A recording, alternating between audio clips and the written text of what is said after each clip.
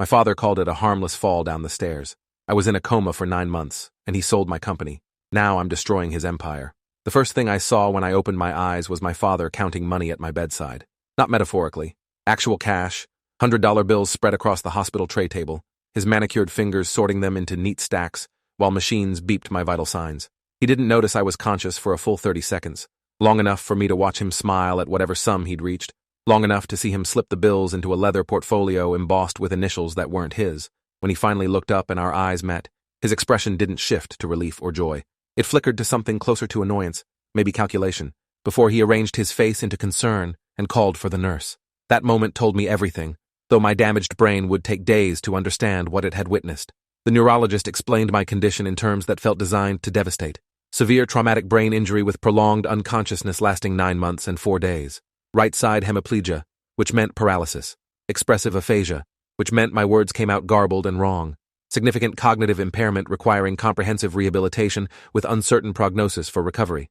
She was careful not to use the word permanent, but I could see it hovering behind her professional sympathy. My right arm lay dead against the sheets, fingers curled into a useless claw. My right leg was rigid with contractures from months without movement. When I tried asking what happened, the sounds from my mouth were thick and slurred, barely recognizable as language. The neurologist glanced at my father before answering, and that glance made my stomach clench with an anxiety I couldn't yet articulate. My wife Natasha looked like she'd been hollowed out from the inside, her face gaunt and aged beyond the 9 months I'd been unconscious. She held my functioning left hand and sobbed, telling me she'd thought I'd never wake up, that the doctors had said my chances decreased with each passing month. But when I tried squeezing her hand in response, when I attempted to say her name, she flinched slightly at the garbled sound I produced. I saw something in her eyes that frightened me more than my paralysis, something that looked almost like guilt, mixed with resignation. My father stood behind her with one hand on her shoulder in a gesture that seemed too familiar, too intimate for a father-in-law comforting his son's wife. When I looked at him questioningly, unable to form words, he smiled and said we'd discuss everything once I was stronger. The way he said stronger felt like a threat.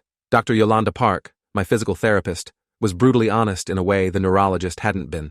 She examined my paralyzed right side and explained that 9 months of immobility had caused severe muscle atrophy and joint contractures that would require aggressive therapy with limited expectations. She said I'd need to relearn basic motor functions like sitting, standing, and walking, that my right arm might never regain useful function, that my speech would improve but perhaps never return to normal. When she tried helping me sit upright, my core muscles failed completely and I collapsed sideways, vomiting from vertigo while she caught my weight. I'd been a marathon runner before the fall, completing Boston in under 3 hours just 6 months before my accident. Now I couldn't control my own torso. She asked if I remembered what happened, and when I shook my head, she exchanged a look with my father that I definitely noticed but couldn't interpret. Before the fall, I'd been the founder and CEO of Archer Dynamics, a robotics company I'd built from my MIT dorm room into a $47 million enterprise. We specialized in neural-controlled prosthetic limbs, technology that read brain signals to operate artificial arms and legs with unprecedented precision. The irony of my situation wasn't subtle. I'd created devices to restore mobility for amputees and now couldn't move my own right side. We'd just closed Series C funding 3 weeks before my accident, money designated for expanding into direct brain-computer interfaces that could revolutionize treatment for paralysis patients. I had 231 employees, partnerships with 6 major hospital systems, and a product pipeline analysts valued at $500 million. That was the life I'd been living 9 months ago. Now I was learning that version of David Archer no longer existed in any meaningful way. My father, Richard Archer, visited every day during my first week of consciousness, always impeccably dressed in suits I didn't recognize from his previous wardrobe, carrying himself with a confidence that seemed amplified rather than diminished by my catastrophe. He'd been a mid-level commercial real estate broker before my accident, successful enough but not wealthy, the kind of man who drove a 3-year-old Lexus and belonged to a decent golf club without being a member anywhere prestigious. Now he wore custom Italian shoes and a watch I recognized as a Patek Philippe, worth more than his annual income used to be. When I managed to slur out a question about his appearance, he laughed and said business had been good lately, that he'd made some smart investments. The way he said investments while looking at me made my functioning hand clench into a fist. Natasha brought my laptop on day 5, saying she thought it might help with cognitive rehabilitation if I tried using familiar technology. My left hand could still operate a trackpad clumsily, and my eyes could focus on the screen despite some persistent double vision. I opened my email first and found 9 months of messages, hundreds of them, starting with normal business correspondence and gradually shifting to confusion, then concern, then condolences as people learned about my coma.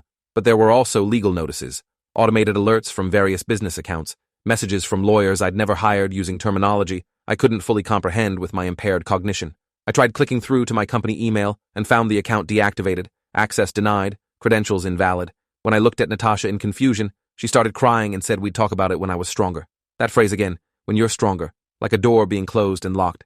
I managed to type Archer Dynamics into a search engine using Hunt and Peck typing with my left index finger, the process agonizingly slow and frustrating.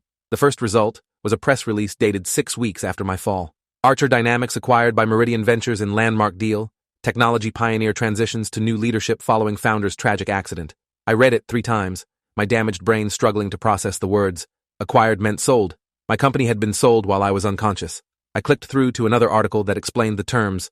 $47 million, all assets transferred, entire staff retained, seamless transition praised by industry analysts. The acquiring company's CEO gave a quote about honoring my legacy while taking the technology to new heights. There was a photo with the article showing the signing ceremony. My father stood in the center, shaking hands with Meridian's CEO, grinning broadly, surrounded by lawyers and executives. The caption identified him as Richard Archer, acting authority during founder's medical crisis. My hands were shaking so badly I could barely control the trackpad, but I kept searching, finding more articles about the sale, analysis pieces discussing the valuation, tech blogs debating whether Meridian had overpaid or gotten a bargain. Every article mentioned my father as the person who'd negotiated the deal, who'd made the decision to sell, who'd signed the paperwork. I found an interview he'd given to a business publication where he talked about the difficult choice to let go of my dream, how he'd consulted extensively with medical professionals who said my chances of meaningful recovery were minimal, how selling to Meridian ensured my employees kept their jobs and my technology continued developing. He sounded noble and self-sacrificing in the interview, a devoted father making impossible decisions. The journalist had eaten it up, writing a sympathetic profile about familial duty during tragedy. I wanted to scream, but could only produce a garbled moan that brought nurses running. Natasha found me hyperventilating with the laptop open to articles about my company's sale, and she tried taking the device away, saying I wasn't ready for this information yet, that my doctors had warned against stressful revelations during early recovery. I held onto the laptop with my functioning hand and slurred out questions that came out nearly incomprehensible, but she understood enough. She sat on the edge of my hospital bed looking defeated and explained what had happened. After my fall, I'd been placed in a medically induced coma to reduce brain swelling, and that coma had been extended multiple times as complications developed. My father had presented himself as my next of kin for medical decisions because my marriage to Natasha was relatively recent, just 18 months old at the time of the accident, and he'd claimed parental authority superseded spousal authority given my condition. He'd convinced doctors I had no advance directives, and that as my father, he should make decisions about my care and business affairs. The legal mechanism my father had used was something called emergency conservatorship, Natasha explained through tears. He'd gone to court within 3 weeks of my accident, presented medical testimony that I was incapacitated indefinitely, and obtained temporary authority over my personal and business affairs. The judge had granted it because I was unconscious and unable to contest anything, because my father presented himself as a concerned parent trying to prevent my life's work from collapsing, because the situation seemed straightforward and time-sensitive. With that conservatorship, he'd gained access to my accounts, my company, my assets, everything. He'd hired lawyers who specialized in corporate transactions and had negotiated the sale of Archer Dynamics while I lay unconscious and dying. The money from the sale, $47 million, had gone into accounts he controlled as my conservator. Natasha said she'd tried fighting it, had hired her own attorney, but she'd been outmaneuvered by my father's legal team and overwhelmed by the medical crisis of my potential death. I spent 3 days processing that information, my damaged brain struggling to hold all the pieces simultaneously and understand their implications. My father had sold my company without my consent while I was unconscious, taken control of $47 million that belonged to me, and done it all under the legal fiction of protecting my interests. The conservatorship was supposed to be temporary, Natasha explained, just until I woke up or was declared permanently incapacitated. But now that I was conscious, the terms should change. She'd already contacted an attorney about filing for dissolution of the conservatorship, about getting me restored to control of my own affairs. When I asked where my father was claiming the money had gone, she went very quiet and said most of it was supposedly being held in trust for my long-term care, but the accounting was vague, and her lawyer suspected significant irregularities. My cognitive rehabilitation began in earnest during week 2 of consciousness, working with a specialist named Dr. Kenji, who assessed the extent of my brain damage and developed treatment protocols. He conducted tests that revealed both the damage and what remained intact. My IQ had dropped from the 140s to somewhere around 110, still functional, but no longer exceptional.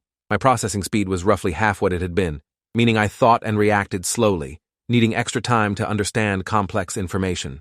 My working memory was impaired, making it difficult to hold multiple pieces of information simultaneously or follow long conversations. But my long-term memories were mostly intact, and my personality and emotional responses seemed preserved.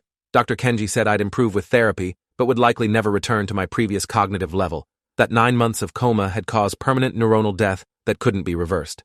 The occupational therapist taught me compensatory strategies for my cognitive deficits, using external aids like detailed notes and recordings, since my brain couldn't process everything in real time anymore. She showed me how to break complex tasks into smaller steps, how to use timers and checklists to manage what my impaired executive function couldn't handle automatically. This was my new reality, living like someone with a traumatic brain injury, because that's exactly what I was. I'd built a $47 million company through cognitive brilliance and relentless mental processing. Now I needed written instructions to remember my daily therapy schedule. The occupational therapist was kind and professional, but I saw pity in her eyes when she looked at me, saw her recognition that my previous life was over, and this diminished version was all I'd ever be again. My father came to visit on day 16 of my consciousness, and this time I was prepared, had Natasha record the conversation on her phone without telling him. He sat in the visitor's chair wearing another expensive suit and asked how I was feeling with false cheerfulness that made my skin crawl. I'd been practicing speech with my therapist and could produce semi-intelligible sentences if I spoke slowly and focused on articulation. I asked him about the company sale, about the conservatorship, about where my money was. His expression shifted subtly, the mask of concern slipping enough for me to glimpse calculation underneath. He explained that selling Archer Dynamics had been necessary to ensure the technology didn't die with my incapacitation, that the employees needed stability, that Meridian had offered generous terms. He said the money was being carefully managed for my benefit, that my long-term care would be expensive, that he was protecting my interests as any father would. I asked specifically about the $47 million, slurring through the question but making myself clear enough. My father's jaw tightened, and he said the accounting was complicated, that significant amounts had gone to legal fees and medical expenses, that the conservatorship required careful financial management with court oversight. His answers were vague and practiced, the responses of someone who'd prepared for these questions. I asked when the conservatorship would end now that I was conscious, and he said my doctors needed to certify that I'd recovered sufficient capacity to manage my own affairs, that currently, my cognitive impairment meant I still required a conservator to protect me from making poor decisions. The way he said poor decisions while looking at me made rage bubble up through my impaired cognition. He was arguing that I was too brain damaged to control my own life and money, and he was using my obvious disabilities as evidence. Natasha's attorney was named Simone Washington, a disability rights lawyer who specialized in conservatorship abuse cases and had a reputation for aggressive advocacy. She met with me during week 3, reviewed the medical records and legal documents, and her expression grew progressively angrier as she absorbed the situation. She explained that my father's conservatorship had been granted under emergency circumstances without proper adversarial process, that normally a proposed conservatee gets their own legal representation and evaluation, but I'd been comatose and therefore unable to participate. Now that I was conscious, I had the right to challenge the conservatorship and petition for its dissolution. The burden would be on me to prove I had sufficient capacity to manage my affairs, but Simone said my cognitive testing showed I was clearly competent despite my deficits. The problem was, my father would fight dissolution because ending the conservatorship meant losing control of my money. Simone requested a full accounting of the conservatorship finances from my father's attorneys, which they were legally required to provide. The documents arrived 2 weeks later, and Simone's expression when reviewing them confirmed my suspicions. The accounting showed that of the $47 million from Archer Dynamics sale, roughly $31 million was supposedly being held in managed investment accounts for my benefit, but $16 million had been spent or distributed over the 9 months of my coma. Simone went through the expenses line by line, highlighting items that seemed questionable or excessive. There was $3 million paid to my father himself as conservator fees, which she said was wildly disproportionate to standard rates. There was $2 million in legal fees to the firm that had handled the company sale and conservatorship, which seemed inflated. There were property purchases listed as assets acquired for my benefit, including a $4 million house that turned out to be in my father's name, and a vacation property in Aspen worth $2 million that my father had been posting about on social media. The documentation showed regular transfers to accounts belonging to my father, described vaguely as reimbursements for expenses incurred on my behalf or compensation for his time managing my affairs. Simone said these distributions were clearly excessive and probably fraudulent, that conservators were supposed to be compensated reasonably, but what my father had taken amounted to looting. She found transfers to accounts belonging to my father's new girlfriend, a woman named Desiree Valdez, who I'd never heard of before my coma, described in the accounting as hired care coordinator, despite having no medical credentials. There were luxury purchases including jewelry, cars, travel, all justified in the paperwork as necessary for maintaining my assets or managing my care, but obviously personal expenditures. My father had treated my $47 million as his personal bank account, taking whatever he wanted and creating paper justifications afterward. The most disturbing item Simone found was a contract my father had signed on my behalf with a medical facility called Pinehurst Extended Care, a long-term nursing home for vegetative and minimally conscious patients. The contract, signed 6 months into my coma, had committed me to indefinite residence at Pinehurst with payment terms of $48,000 monthly, drawn from my conservatorship accounts. Simone explained that my father had apparently been planning to warehouse me in that facility permanently, keeping me as a perpetual conservatee while he drained my accounts over decades. The only reason I wasn't there now was that I'd unexpectedly woken up 3 months before the planned transfer date. If I'd remained comatose another 12 weeks, I would have been moved to Pinehurst, and my father would have continued his systematic theft indefinitely. The contract terms included clauses about my father maintaining full conservatorship authority, regardless of any minor improvements in my condition, language that would have made it nearly impossible to escape his control, even if I'd woken up after the transfer. I filed a petition to terminate the conservatorship during week 6 of my consciousness, with Simone representing me and presenting medical evidence that I possessed sufficient capacity to manage my affairs despite my disabilities. My father's attorneys responded by filing countermotions arguing I remained severely impaired and required continued protection, presenting their own medical experts who emphasized my cognitive deficits and physical disabilities. The judge scheduled an evidentiary hearing for 6 weeks out, which meant I'd remain under conservatorship until then, my father retaining control of my finances and legal authority. Simone warned me that during this period, my father might try transferring more assets or creating additional obstacles, that he'd be motivated to shore up his position before facing judicial scrutiny. She filed an emergency motion to freeze all conservatorship accounts and prevent any further distributions, which the judge granted partially, stopping new large transfers but allowing continued payment for my legitimate medical expenses. My physical therapy progressed slowly and frustratingly during this period. Dr. Park worked with me daily on trying to restore some function to my paralyzed right side, using electrical stimulation and repetitive motion exercises to rebuild neural pathways damaged by the stroke-like brain injury. I managed to regain minimal movement in my right leg, enough to assist with walking using a cane and brace, though my gait was permanently altered and I'd never run again. My right arm remained largely useless, the hand frozen in its claw position despite months of therapy. I could use my left side relatively normally, which meant I could care for myself with accommodations, could type slowly, could manage daily activities with modifications. Dr. Park said I'd plateaued at this level of recovery and shouldn't expect significant further improvement. This damaged version was permanent, the best I'd ever be again.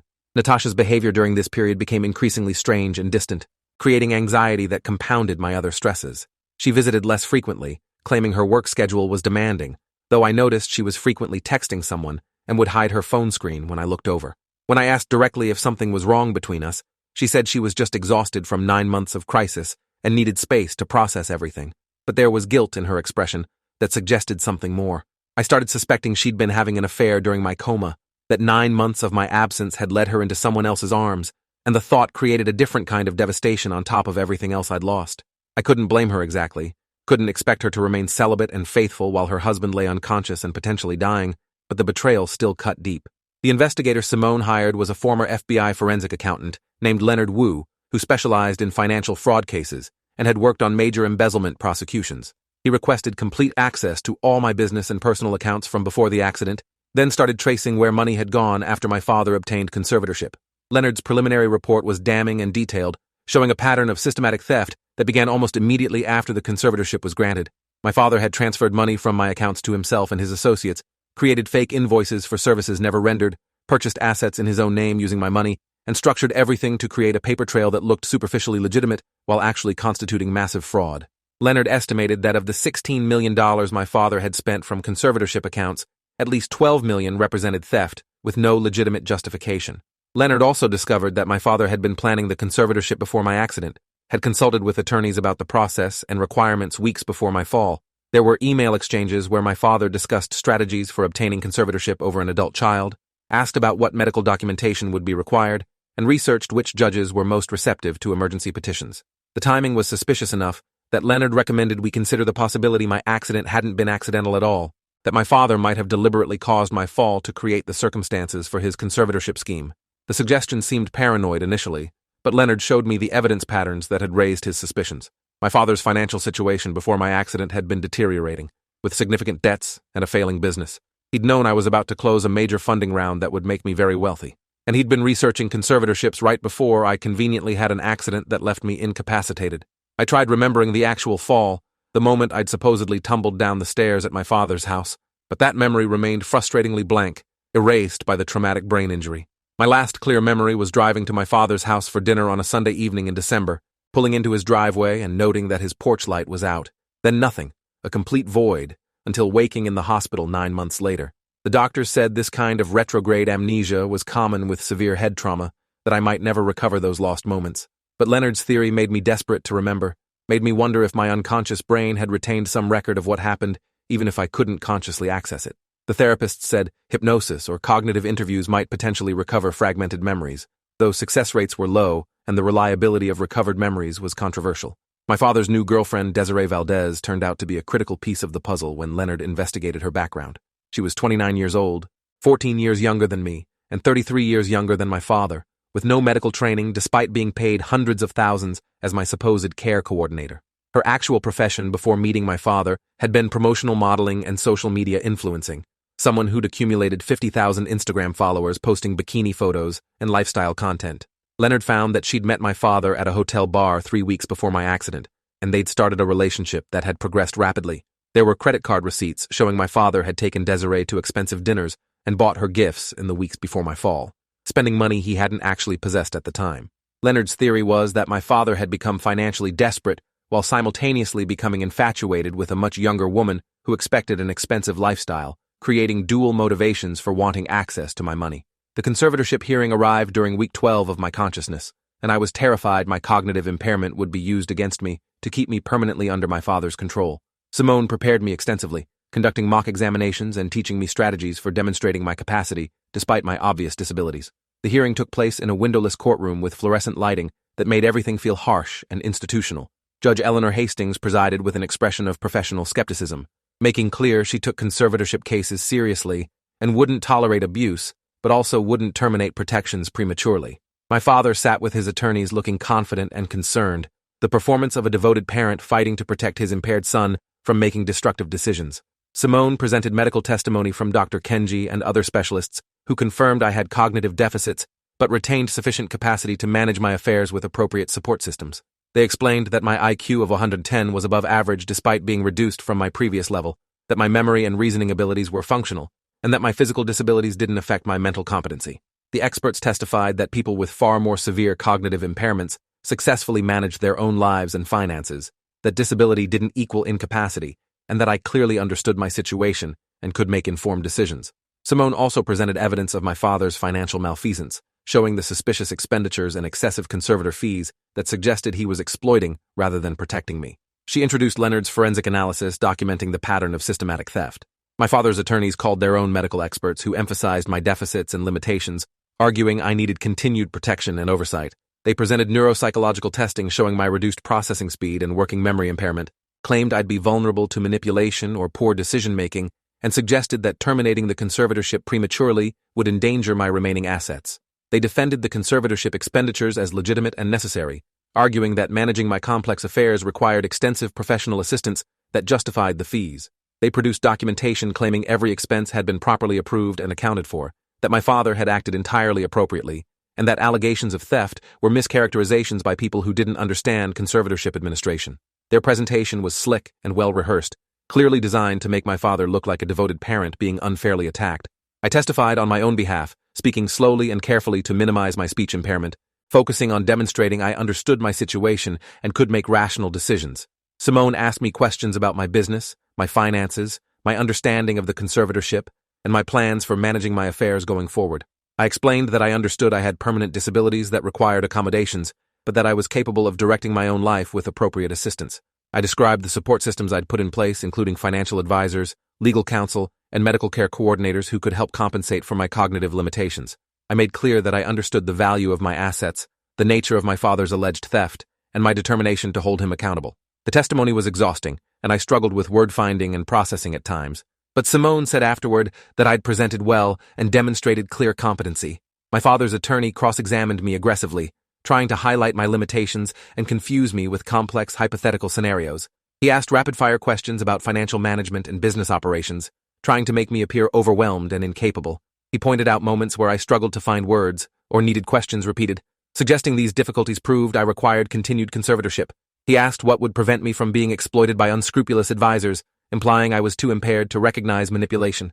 I stayed calm and answered as best I could, acknowledging my limitations while maintaining that I had capacity to make my own decisions. When he suggested my father had acted in my best interests and I was being ungrateful, I looked directly at the judge and said slowly that stealing $12 million wasn't in my best interests, regardless of how it was justified on paper. Judge Hastings took the matter under advisement and issued her ruling 3 days later. She found that I had demonstrated sufficient capacity to manage my own affairs despite my disabilities, that the evidence supported terminating the conservatorship, and that I should be restored to control over my person and property. However, she also found substantial evidence of financial irregularities that required further investigation, and she ordered a complete forensic accounting of all conservatorship transactions to be conducted by a court-appointed expert. She froze all accounts pending this accounting and prohibited my father from transferring or concealing any assets. Most significantly, she made a referral to the district attorney's office for criminal investigation of potential conservatorship fraud and elder abuse statutes that also applied to dependent adults. The ruling was a complete victory, and my father's face when the judge announced her decision showed genuine fear for the first time. The forensic accountant appointed by the court was even more thorough than Leonard had been, and his final report documented $15.3 million in fraudulent distributions and misappropriated assets. He found that my father had systematically looted my accounts from the moment he obtained conservatorship, that virtually every expense he'd claimed was either fabricated or grossly inflated, and that he'd engaged in a sophisticated scheme to conceal the theft through layers of fake documentation. The accountant recommended full restitution of all stolen funds plus interest, and he provided documentation supporting criminal prosecution for fraud, grand theft, and financial elder abuse.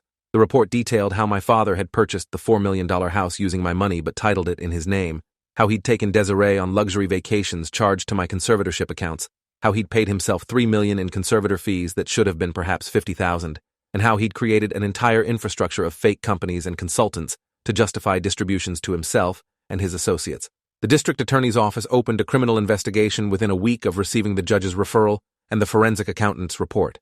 The prosecutor assigned to the case was named Angela Reeves, a senior deputy DA who ran the financial crimes unit and had a conviction rate above 90%.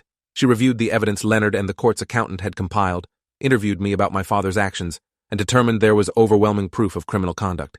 She said this was one of the most egregious conservatorship fraud cases she'd encountered, that my father had essentially robbed me while I lay unconscious and unable to defend myself, and that she intended to prosecute him to the fullest extent possible. The charges she filed included grand theft, embezzlement, fraud, and financial elder abuse, with total exposure of up to 20 years in prison if convicted on all counts. My father was arrested at his $4 million house that he'd purchased with my stolen money, and the scene was captured by news cameras that had been tipped off about the high-profile white-collar arrest. Video showed him being led out in handcuffs while protesting his innocence, claiming he'd done nothing wrong and had only tried to protect his son. Desiree was also arrested as an accomplice, charged with receiving stolen property and conspiracy to commit fraud based on the hundreds of thousands she'd received from conservatorship accounts. The local news covered the story extensively, describing it as a shocking case of parental betrayal where a father had exploited his comatose son's misfortune to steal millions. The public reaction was visceral and angry, with social media exploding in outrage at my father's actions. People called him a monster, demanded maximum sentences, and expressed sympathy for what I'd endured.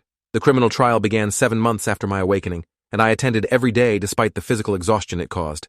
My father's defense strategy was to claim everything he'd done had been legitimate conservatorship administration, that the expenditures were necessary and appropriate, and that he'd always acted in my best interests, even if the accounting appeared questionable. His attorneys argued that managing a complex estate during a medical crisis required expensive professional help, that conservator fees were standard practice, and that purchases like the house were intended as investments that would benefit me eventually.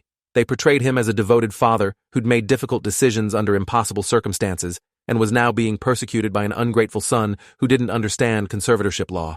The defense couldn't explain why assets purchased for my benefit were titled in my father's name, or why his girlfriend needed hundreds of thousands as a care coordinator, or why he'd researched conservatorships before my accident, but they tried to create enough confusion to suggest reasonable doubt. The prosecution's case was methodical and devastating, presenting the forensic evidence transaction by transaction and showing the pattern of systematic theft. Angela Reeves called expert witnesses who testified that my father's conservator fees were 50 times the standard rate, that his claimed expenses were transparently fraudulent, and that his conduct violated every principle of fiduciary duty. She presented the emails showing my father had researched conservatorships before my accident, establishing premeditation and planning. She called Natasha to testify about my father's suspicious behavior after my fall, his eagerness to control my affairs, and his resistance to her involvement in my care. The testimony revealed something I hadn't known, that Natasha had found my father going through my home office papers 2 days after my accident, before any conservatorship had been granted, and he'd claimed to be looking for insurance documents, but had actually been photographing my business files and financial records. The most dramatic moment came when Angela presented evidence about the fall itself, calling accident reconstruction experts who'd analyzed the scene at my father's house. They testified that the physical evidence was inconsistent with a simple tumble downstairs, that the pattern of my injuries suggested I'd been pushed or struck rather than falling accidentally, and that there were indications the scene had been staged afterward. A biomechanics expert explained that the force required to cause my specific head injury would require a fall from higher than my father's staircase, or impact with something harder than the carpeted stairs, suggesting additional trauma that wasn't explained by the official story. The testimony was circumstantial and couldn't prove definitively that my father had attacked me, but it cast serious doubt on the accident narrative and suggested something more sinister had occurred. My own testimony was difficult and emotional, speaking about waking up after 9 months to discover everything had been stolen, describing the betrayal of learning my father had systematically looted my accounts while I was unconscious and helpless. I explained how I'd built Archer Dynamics from nothing through years of work, how the company had been my life's achievement, and how losing it while comatose felt like having my identity erased. I described discovering that my father had sold my company, spent my money, and planned to warehouse me in a nursing home indefinitely while he drained the remaining accounts over decades. The jury listened with expressions of horror and sympathy, several members visibly emotional as I described what had been done to me. My father stared at the table and wouldn't meet my eyes while I testified, his mask of concerned parent finally abandoned. The jury deliberated for 9 hours across a day and a half before returning guilty verdicts on all counts. My father was convicted of grand theft, embezzlement, conspiracy to commit fraud, and financial elder abuse, with sentencing scheduled for 6 weeks later. His attorneys immediately announced plans to appeal, but Angela said the evidence was overwhelming and the conviction would stand. My father was remanded to custody immediately, bail being revoked given his conviction and flight risk. As deputies led him away in handcuffs, he finally looked at me directly, and his expression wasn't remorse or shame, but rage and entitlement. The fury of someone who believed he'd deserved my money and was being unfairly punished for taking what should have been his. That look confirmed everything I'd suspected about his motives and character. Desiree was convicted in a separate trial of receiving stolen property and conspiracy, sentenced to 3 years in prison for her role in helping my father steal and conceal the funds. She'd cooperated partially with prosecutors in exchange for a lighter sentence, providing testimony about my father's spending and his statements about intending to keep me conserved indefinitely. Her cooperation hadn't been enough to avoid prison time, but it had reduced her exposure significantly. The house my father had purchased with my money was seized as proceeds of crime and sold, with funds returned to me as restitution. His other assets, including the Aspen property and luxury items, were similarly liquidated to begin repaying what he'd stolen. My father's sentencing hearing took place on a cold morning in February, 14 months after my awakening. The prosecution recommended the maximum sentence of 20 years, given the severity and sophistication of the fraud, the vulnerable victim status of someone who'd been comatose, and the complete absence of remorse. The defense pleaded for leniency based on my father's age and lack of prior criminal history, arguing that a long sentence would be tantamount to a life sentence for a man in his 60s. Angela argued that my father had stolen $15.3 million from his unconscious son and had planned to continue that theft indefinitely, that he'd sold my company and erased my life's work, and that his actions represented such profound betrayal that maximum punishment was appropriate. She noted that he'd shown no genuine remorse, had never apologized, and had fought accountability at every stage. Judge Hastings delivered the sentence with obvious anger and disgust, stating that she'd presided over many financial crimes, but rarely encountered such calculated exploitation of a helpless victim by someone who owed them absolute protection and loyalty. She said my father had perverted the conservatorship system that was designed to protect vulnerable people, using it instead as a tool for systematic theft. She noted that he'd planned the scheme before my accident and had possibly caused that accident deliberately, though the evidence on that point wasn't conclusive enough for criminal charges. She sentenced him to 18 years in state prison with no possibility of parole before serving 85%, meaning he'd be in his mid-70s before any chance of release. The courtroom was silent as she delivered the sentence, and my father's face showed shock and disbelief that he was actually being held accountable. The civil restitution process took another 6 months to complete, with the court ordering my father to repay $15.3 million plus interest and legal fees.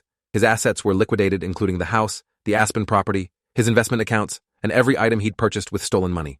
The total recovery was approximately $8.7 million, meaning he'd already spent or hidden the rest beyond recovery. I'd never get back the full amount he'd stolen, but the partial restitution combined with what remained of the original $47 million gave me enough capital to rebuild my life. More importantly, the criminal conviction and prison sentence provided emotional justice that money couldn't buy, the satisfaction of seeing him held accountable for what he'd done. Archer Dynamics remained under Meridian Ventures' ownership, and I had no legal recourse to reclaim the company, since the sale had been technically valid, even if obtained through fraud. But I filed a civil lawsuit against my father for the lost value of what the company would have been worth if I'd retained control, arguing that his fraudulent sale had cost me hundreds of millions in potential future value. The lawsuit was still pending, and my attorneys said it could take years to resolve, but the principle mattered more than the money at this point. I wanted every possible consequence extracted from my father for what he'd done. My marriage to Natasha ended 6 months after my father's conviction, finalized quietly without drama or bitterness. She admitted she'd had an affair during my coma with one of my doctors, that 9 months of uncertainty and grief had led her into another man's arms, and that she couldn't continue our marriage while carrying that guilt. I couldn't find it in myself to hate her for it, understanding that my coma had stolen her life too, that she'd needed comfort and connection while facing the possible loss of her husband. We separated as friends, if not as spouses, and she remained involved in my ongoing medical care as an advocate, despite no longer being my wife. The divorce felt like another loss in a series of losses, but also like clearing space for whatever would come next. I started a new company 18 months after waking, this one focused on developing technology to prevent conservatorship abuse and financial exploitation of incapacitated individuals. The system I designed used blockchain verification and multi-party oversight to ensure that major financial decisions involving protected persons required consensus from independent monitors rather than unilateral control by conservators. Several disability rights organizations partnered with me to develop and promote the technology, seeing it as a way to prevent others from experiencing what I'd endured. The work gave me purpose again and used the technical skills I still possessed despite my cognitive impairment. I'd never rebuild Archer Dynamics, but I could create something meaningful from the wreckage of what had been done to me. My father died in prison 4 years into his 18-year sentence, suffering a heart attack at age 68. I received notification from the Department of Corrections and felt nothing, no grief or satisfaction, just emptiness, where familial feeling should have existed. I didn't attend his funeral and didn't respond to letters from his relatives asking for forgiveness or reconciliation. He'd destroyed whatever relationship we'd had when he'd pushed me down those stairs or held my head against the floor or whatever he'd actually done to cause my fall and my coma. And then he'd spent 9 months systematically erasing my life while I lay helpless. His death changed nothing about what he'd done or what he'd taken from me. Some betrayals were too fundamental to forgive even in death. I testified before the state legislature 5 years after my awakening, advocating for conservatorship reform and stricter oversight of fiduciaries who controlled other people's lives and assets. The laws I helped draft required mandatory independent monitoring, limited conservator fees, transparent accounting, and easier paths for conservatees to challenge restrictions. My story became the centerpiece of the advocacy campaign, the cautionary tale that convinced lawmakers to act. The reforms passed with bipartisan support and were named the David Archer Protection Act, ensuring my experience would prevent similar exploitation of vulnerable people in the future. Standing in the Capitol Rotunda while the governor signed the legislation felt like reclaiming something. Not victory exactly, but purpose extracted from catastrophe. 10 years after waking from that coma, I've built a life around my limitations, rather than fighting them constantly. I walk with a cane, and can't use my right hand, and speak more slowly than I once did. But I've found ways to contribute and create despite these constraints. My technology company employs 60 people and generates meaningful revenue while serving an important social mission. I have relationships and interests and a life that matters, even though it looks nothing like what I'd planned before my father's stairs. Sometimes I still dream about those missing moments, my brain trying to fill the void with invented memories that might be truth or might be fabrication. In the dreams, I see my father's face above me with an expression of cold determination, feel hands pushing me backward, hear my own head striking something hard. Whether the dreams are recovered memory or constructed narrative doesn't matter anymore. I know what he did and what he took, and I've spent a decade taking back everything I could and destroying what I couldn't reclaim. My father thought he could steal my life while I was unconscious. Instead, he's dead in prison, his name synonymous with conservatorship abuse, while I'm still here rebuilding. That's justice enough. If you enjoyed this, you'll definitely want to see the next ones too. So subscribe now and let me know your take in the comments.